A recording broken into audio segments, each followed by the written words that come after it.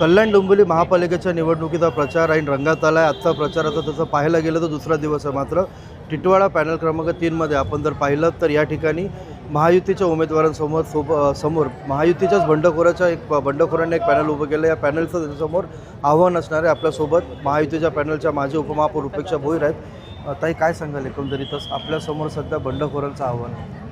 कल्याण डोंबिवली महानगरपालिकेच्या पॅनल क्रमांक 3 या मांडा टिटवाळा आंबिवली या शहरामध्ये आम्ही भारतीय जनता पार्टी, शिवसेना, RPI महायुतीचे उमेदवार, 2 शिवसेनेचे उमेदवार आहेत, 2 भारतीय जनता पार्टीचे उमेदवार आहेत। शिवसेनेचे उमेदवार आहेत बंदेजी जाधव, ॲडव्होकेट हर्षाली थविल चौधरी आणि भारतीय जनता पार्टीचे उमेदवार आहेत संतोषजी तरे आणि मी स्वतः उपेक्षा शक्तिवान भोईर।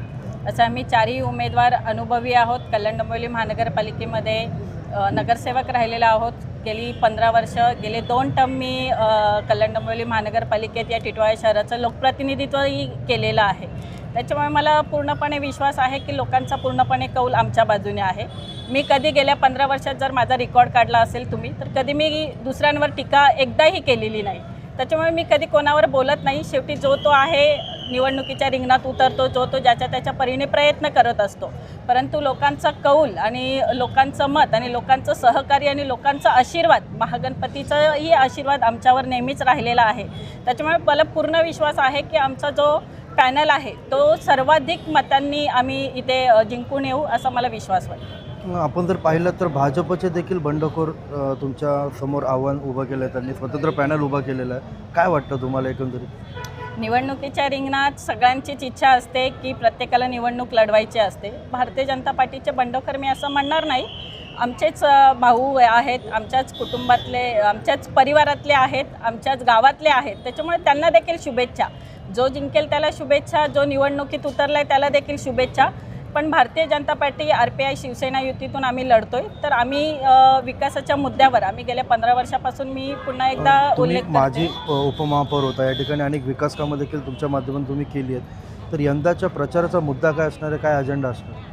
गेले 15 वर्षापासून मी लोकप्रतिनिधित्व करते। गेली 5.5 वर्ष कोणीही नगरसेवक नव्हतं, तरी देखील आपण लोकांच्या संपर्कात राहिलेलो आहोत। या मांडा टिटवाळा परिसरात आपण लोकांना जाणून देखील दिलं नाही की इथे नगरसेवक कोणी नाही। लोकांना एवढंही माहिती नव्हतं नागरिकांना इथल्या की नगरसेवक कोणी नाही। तरी आपण प्रत्येक वेळी कोरोना असू दे किंवा कुठलेही संकट असू दे, कारण की कल्याण डोंबिवली महानगरपालिकेतला मांडा टिटवाळा हे अतिशय सखोल भाग आहे। नेहमीच दरवर्षी पूर परिस्थिती ओढवते, म्हणजे प्रत्येक संकटकाळी मांडा टिटवाळकरांच्या, नागरिकांच्या आम्ही पाठीशी उभं राहिलेलो आहोत। त्याच्यामुळे लोकांचा आशीर्वाद आमच्यावरती आहे आणि म्हणूनच मला विश्वास आहे की आम्ही बंडखोरांना न घाबरता आम्ही पूर्णपणे ताकदीने आम्ही 4ही उमेदवार भारतीय जनता पार्टी, शिवसेना, RPI महायुतीतनं आम्ही लढतोय आणि आम्ही जिंकून खूप चांगल्या मतांनी आम्ही जिंकून येऊ असं मला विश्वास वाटतो। कोणतं असं विकास काम आहे जे तुम्हाला जे निवडून आल्यावर तुम्हाला करायचं आहे, जे मागच्या टर्ममध्ये राहिलं होतं, असे कोणते कंत आहे?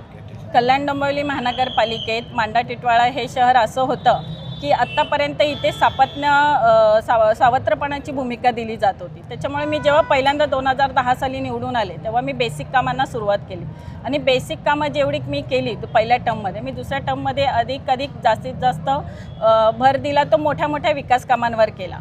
कल्याण डोंबिवली महानगरपालिकेत मी 2.5 वर्षे उपमहापौर देखील राहिली। स्मार्ट सिटीच्या कमिटीत उपमहापौर या पदाला स्थान नव्हतं, तरी देखील स्मार्ट सिटीच्या जी मेन कमिटी होती त्यांच्याशी भांडून आम्ही जेवढे महानगरपालिकेचे उपमहापौर होतो सगळ्यांनी एकत्र भूमिका आमची ठेवून आम्ही त्या स्मार्ट सिटीच्या कमिटीमध्ये गेलो आणि मांडा टिटवाळा या शहरात एक उपमहापौर आणि इथली माझं माहेर देखील इथलं मांड्यातलंच आहे आणि सासर देखील याच शहरातलं आहे।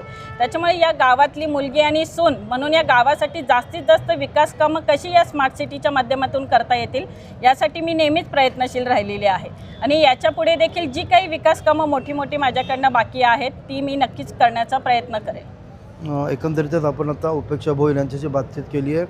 बंडखोरांबाबत मी कोणाला विरोध करणार नाही, मात्र शहराच्या विकासाच्या अजेंड्यावरच ही निवडणूक लढवणार असल्याचं त्यांनी सध्या स्पष्ट केलं।